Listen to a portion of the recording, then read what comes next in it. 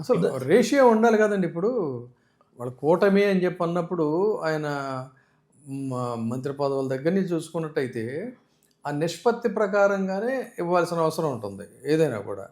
ఇక్కడ కూడా అంతే. కానీ ఇదే తరహా ప్రతి చోట కూడా జనసేన కార్యకర్తలకి సముచితమైనటువంటి న్యాయం జరగడం లేదు, సముచితమైనటువంటి ఇలాంటి పంపిణీ కూడా జరగడం లేదని తీవ్ర అసంతృప్తితో ఉన్నారనేది కూడా ఉంది కదా. వాస్తవం ఉంది. ఇప్పుడు ఇప్పుడు ఇప్పుడు ఎట్లా తీసుకొస్తున్నారంటే, ఈయన కొత్తగా వచ్చాడు, ఈయన కార్యకర్తల గురించి మాట్లాడేది ఏంటి? నా నైజమే అది. నేను ఏ పార్టీలో ఉన్నా కార్యకర్తల గురించి మాట్లాడతాను. కొత్తగా ఏముంది ఇప్పుడు మీరు రాజకీయాలకు కొత్త కాదు. ఒంగోలు రాజకీయాల్లో 5 సార్లు మీరు ఎమ్మెల్యేగా గెలిచినటువంటి వ్యక్తి, వివిధ శాఖలు చాలా కీలకమైనటువంటి శాఖలు నిర్వహించినటువంటి మంత్రిగా ఉన్నటువంటి వ్యక్తి. ఇంతమంది కార్యకర్తలు ఉంటారు, సహజంగా మీ దగ్గరకు వస్తారు. వచ్చిన తర్వాత కొత్త పాత ఏముంటుందండి? పని చేయాలన్నప్పుడు నాయకుడు ఉన్నప్పుడు నాయకుడికి సీనియారిటీ అనేది ప్రాతిపదిక కాదు, సమర్థత అనేటువంటిది ప్రాతిపదిక. ఇప్పుడు వస్తారు తప్పే. ఇప్పుడు నేను చేసిన తర్వాత టోటల్ చాలా అన్ని జిల్లాల నుంచి కార్యకర్తలు ఆబ్వియస్లీ వచ్చారు, దగ్గరికి వాళ్ళ బాధలు చెప్పుకున్నారు.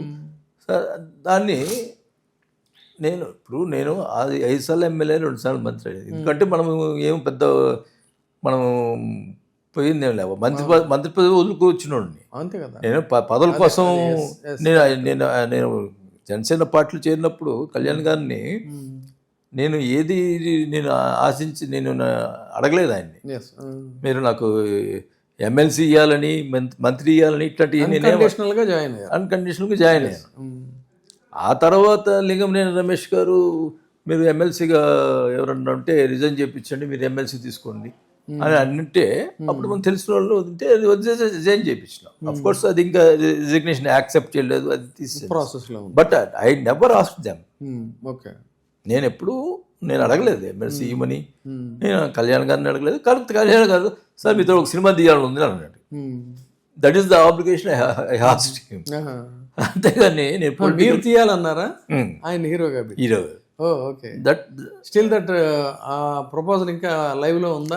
లైవ్ లో ఉంది. ఓకే, అంతే తప్పితే నేను ఏది ఆశించలేదు, నేను అడగలేదు. నేను మంత్రి పదవి 4 years కంబైన్ స్టేట్లో మంత్రి పదవి ఉంటే రాజశేఖర్ రెడ్డి గారు నాకు భిక్ష పెట్టారని తనయుడైనటువంటి జగన్మోహన్ రెడ్డి గారు పార్టీ పెడుతుంటే వదులుకొని వచ్చి బై ఎలక్షన్ పోయి నాకు డబ్బులు పెట్టుకొని బై ఎలక్షన్ చేశారు. కృతజ్ఞత రాజశేఖర రెడ్డి గారు నాకు చూపించిన దానికి కృతజ్ఞత. అట్లనే ఇప్పుడు జనసేనలో చేరాను.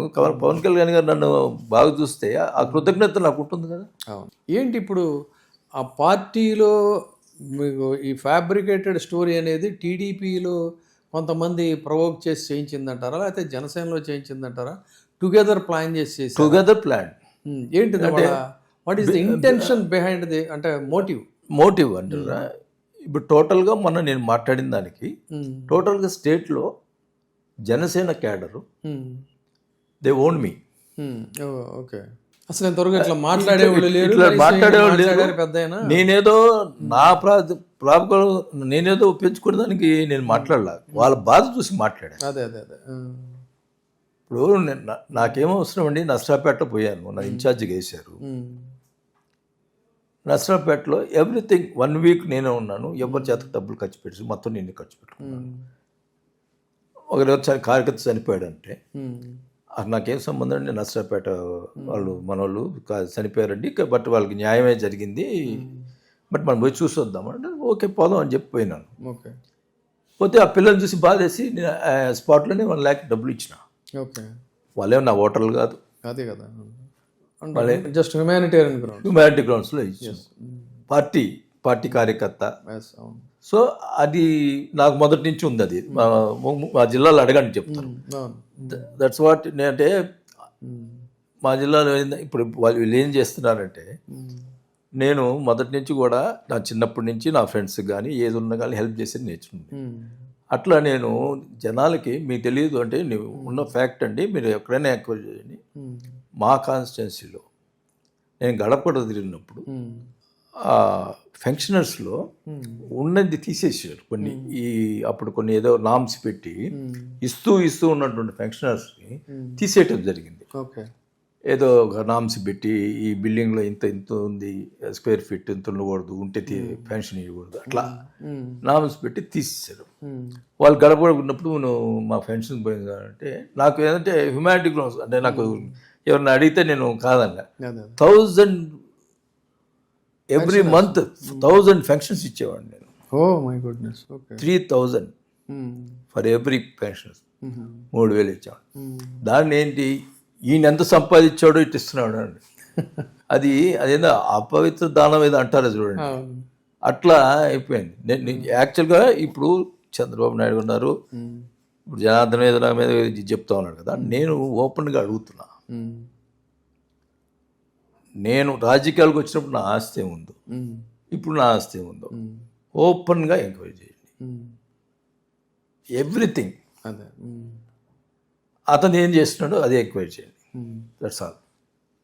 సో మరి మీకు చంద్రబాబు నాయుడు గారికి కూడా మీ గురించి తెలుసు. ఆయన ఇక్కడ ఇందులో చేరే ముందు మీకు టీడీపీ నుంచి కూడా ఆఫర్స్ వచ్చినట్టు ఉన్నాయి కదా?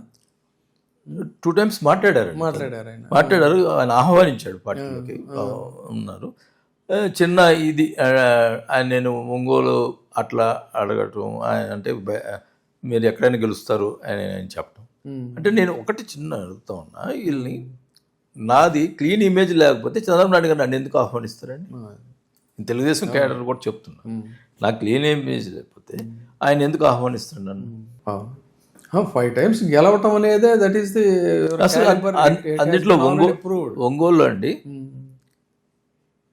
రెడ్డి సామాజిక వర్గం చాలా తక్కువ.